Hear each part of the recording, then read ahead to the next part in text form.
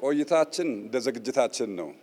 ያው ክቡርነቱ እንደሚያውቁት ከሁለተኛውን ኦሎምፒክ ኮሚቴ የፌዴራል ባህልና ስፖርት ሚኒስቴርና የኢትዮጵያ ኦሎምፒክ ኮሚቴ ብሔራዊ ፌዴሬሽኖችና ክልሎች በጋራ ሆነን በጣም በአጭር ጊዜ ውስጥ ክቡርነቱ በሰጡት አመራርና የተቀናጀ አሰራር ከዚሁ ዝግጅት አድርገን ነበረ። በዚህም መሰረት በኢትዮጵያ ደረጃ 28 ውድድሮች ቢሆኑም በሰባቱ ነው ኢትዮጵያ መወዳደር የቻለችው። ከሰባቱ በተወዳደርንባቸው በጣም በሚያመረቃ ሁኔታ በብዙዎቹ ኢትዮጵያ እንግዲህ እስካሁን አግኝታ የማታውቀው ሜዳሊያ አግኝታለች። 33 ሜዳሊያ በማግኘቷ እንኳን ደስ ያላችሁ፣ እንኳን ደስ ያለን ለማለት እንፈልጋለን። በአትሌቲክስ ከአፍሪካ አንደኛ በመሆን ነው የጨረስነውና እንኳን ደስ አለን፣ እንኳን ደስ አላችሁ። እንዲሁም በአትሌቲክስ በትራክ በጣም የተሻለ ኮምፒተንት ነው የነበርነው። ይፋ የወጡ እንትኖች መረጃዎች ባይኖሩንም በጣም በተሻለ ሁኔታ እነ ኬንያን በመብለጥ ነው የጨረስነውና በሱም እንኳን ደስ ያላችሁ ለማለት እንወዳለን። በእውነት በጣም የሚያስደስተውና የሚያኮራው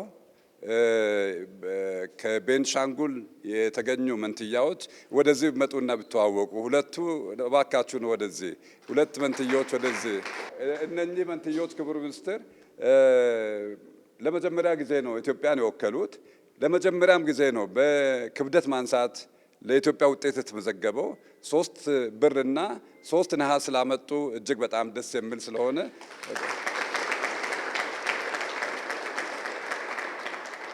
ክቡር ሚኒስትራችንን እንደገና ጨብጣችሁ ወደ ቦታችሁ ሄዱ።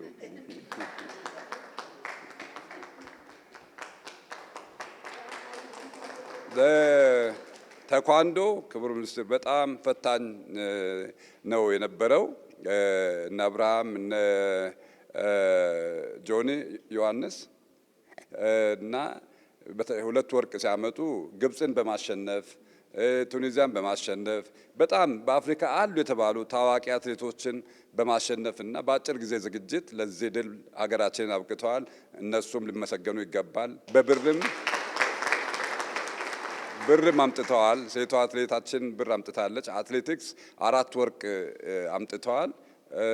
በአጠቃላይ በ8 ወርቅ 2 ፔንዲንግ ክርክር ላይ አሉ በ400 ሜትር እና በሌላ አንድ ዲሲፕሊን ኢትዮጵያ ሜዳሊያ ቁጥሯ ከፍ ሊል ይችላል፣ ሊጨምር ይችላል። ደረጃውን በዚያው ልክ ከፍ ይላል።